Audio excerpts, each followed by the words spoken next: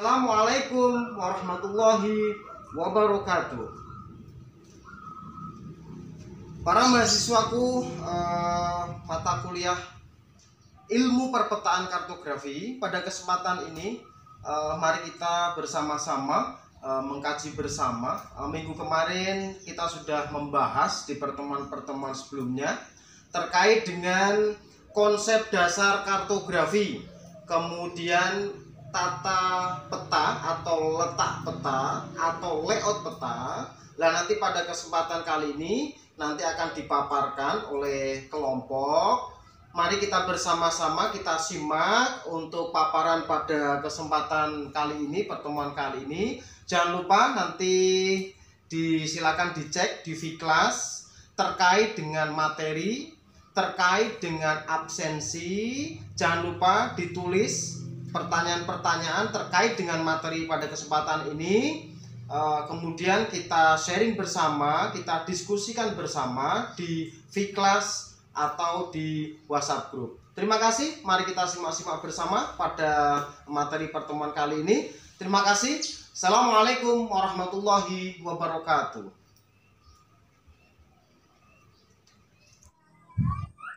Assalamualaikum.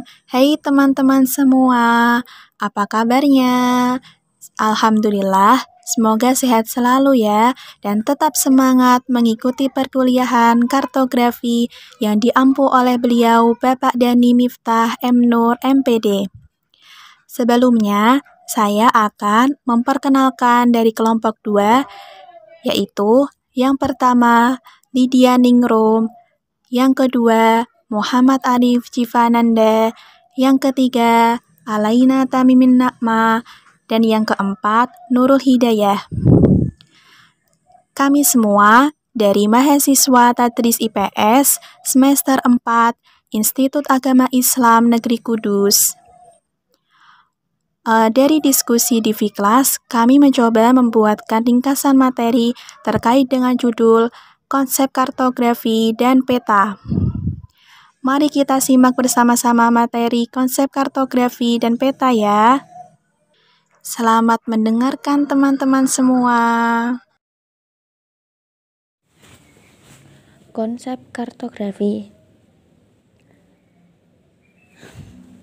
terdiri dari pengertian kartografi, klasifikasi kartografi, dan konsep kartografi. Kemudian konsep peta. Apa itu pengertian peta? Fungsi peta, tujuan pembuatan peta, analisa peta, interpretasi peta, karakteristik peta, jenis peta, dan macam peta. Pengertian kartografi. Menurut Prihandito dan Aryono tahun 1989 bahwa kartografi adalah ilmu yang mempelajari peta, dimulai dari pengumpulan data lapangan, pengolahan data, simbolisasi, penggambaran, analisa peta, serta interpretasi peta. Klasifikasi kartografi. Pertama, kartografi dasar. Kedua, kartografi topografi. Ketiga, kartografi teknik. Keempat, kartografi tematik. Kelima, kartografi toponomi. Konsep kartografi. Menurut Robinson dan kawan-kawan tahun 1985 dan 1995, kartografi meliputi 5 konsep berikut. Yang pertama, ada konsep geometrik, kedua, konsep teknologi, ketiga, konsep penyajian, keempat, konsep artistik, dan yang terakhir, konsep komunikasi. Pengertian peta. Peta adalah gambaran dari permukaan bumi dengan ukuran yang lebih kecil, biasanya dengan skala tertentu dan digambarkan di atas bidang datar dalam bentuk simbol-simbol yang sifatnya selektif serta melalui suatu sistem proyeksi tertentu. Fungsi peta. Yang pertama yaitu menunjukkan posisi atau lokasi relatif. Letak suatu tempat dalam hubungannya dengan tempat lain di permukaan bumi. Yang kedua, memperlihatkan ukuran dari peta dapat diukur luas daerah dan jarak-jarak di atas permukaan bumi. Yang ketiga, memperlihatkan bentuk. Misalnya, bentuk-bentuk dari benua, negara, gunung, dan lain-lain. Sehingga dimensinya dapat terlihat dalam peta. Keempat, mengumpulkan dan menyeleksi data-data dari suatu daerah dan menyajikannya dalam suatu peta. Tujuan pembuatan peta. Tujuan pembuatan peta yaitu untuk komunikasi informasi ruang. Yang kedua, untuk menyimpan informasi. Yang ketiga, digunakan untuk membantu suatu pekerjaan. Misalnya, untuk konstruksi jalan, navigasi, perencanaan, dan lain-lain. Keempat, digunakan untuk membantu dalam suatu desain, misalnya desain jalan dan sebagainya. Yang kelima, untuk analisa data spesial, misalnya perhitungan volume dan sebagainya. Aryono Prihandito, 1989. Analisa peta. Menghitung jumlah sungai, mengukur panjang dan lebar sungai, mengukur jarak antar tempat, mengukur luas wilayah, menentukan letak astronomis suatu titik atau wilayah. Interpretasi peta. Interpretasi peta adalah kegiatan menentukan atau membaca fenomena-fenomena yang ada berdasarkan aspek-aspek yang tercakup dalam suatu peta. Karakteristik peta. Pertama, skalanya bervariasi, terdiri dari skala kecil, skala sedang, dan skala besar. Yang kedua, mudah direproduksi.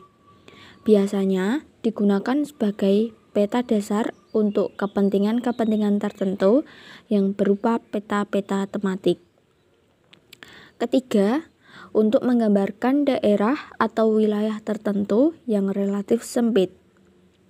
Keempat, untuk mengetahui lokasi peta digunakan bantuan inset.